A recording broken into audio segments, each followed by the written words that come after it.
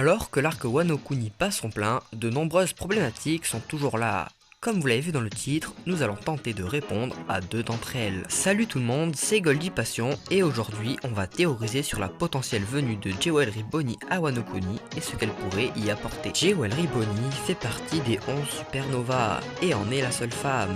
Elle apparaît pour la première fois au chapitre 498 sur l'archipel des Sabondi avec une prime de 140 millions de berries. Elle a actuellement 24 ans et possède un fruit du démon de type Paramecia lui permettant de rajeunir ou de vieillir une ou plusieurs personnes. Voilà pour ce qu'il est de la présentation du personnage. Jewelry Bonnie a été vue pour la dernière fois au chapitre 908 à Marie-Joise, s'étant infiltrée dans les murs saints après avoir vu l'état de Bartholomew Kuma. Et ce qui est étrange, c'est qu'elle s'est présentée comme reine du royaume de Solbay et que Kuma en est l'ancien roi. Il est donc certain qu'un lien entre eux existe. Et cette hypothèse est renforcée par le fait que lorsque les pacifistas sont apparus à Marineford, Jewelry Bonnie a vu la retransmission vidéo sur l'archipel Sabondi et s'est mise à pleurer, comme si elle savait ce qu'ils avaient fait à Kuma. Bref, je pense avoir prouvé que Jewelry Bonnie et Bartholomew Kuma ont un lien. Passons maintenant à la partie théorie. Comme je vous l'ai dit, Bonnie et Kuma ont un lien spécial, et il serait alors possible que Kuma, en rencontrant Bonnie, se souvienne d'elle et lui dise ceci: accomplis la mission que je n'ai pas pu accomplir,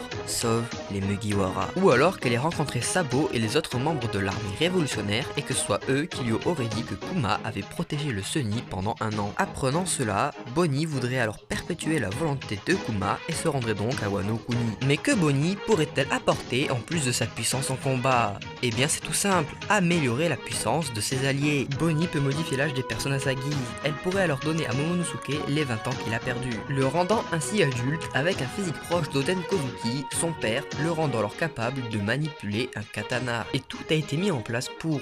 En effet, Momonosuke s'entraîne depuis plusieurs semaines à manipuler un sabre. De plus, il possède l'un des sabres de son père, le Amenoa Bakiri, qui je le rappelle, a lui aussi blessé Kaido. Malgré son faible entraînement, il pourrait tout de même tuer Orochi et prendre légitimement sa place. Avec de bonnes conditions physiques, un smile du dragon et une légère maîtrise du sabre, il est selon moi capable de vaincre et de tuer Orochi. Et selon moi, c'est le seul et unique moyen que le peuple accepte un retour au pouvoir des Kozuki. En accomplissant cela, Momonosuke Kozuki reprendrait alors le trône à Orochi Kurozomi. Il deviendrait alors le shogun légitime de Wano Kuni. En gagnant 20 ans d'un coup, il aurait peut-être plus de facilité à communiquer avec Zu et donc à le commander, ce qui lui offrirait une puissance de frappe tout juste colossale. Onigashima est détaché de Wano Kuni, et ce n'est sûrement pas pour rien. Cela pourrait permettre à Zu de se défouler sans blesser un seul civil. Le seul petit souci de cette théorie est le temps. Oui, si on se réfère aux événements actuels, la rêverie s'est terminée il y a seulement une semaine. Cela voudrait donc dire que Bonnet aurait seulement mis une semaine pour se rendre à Wano Kuni.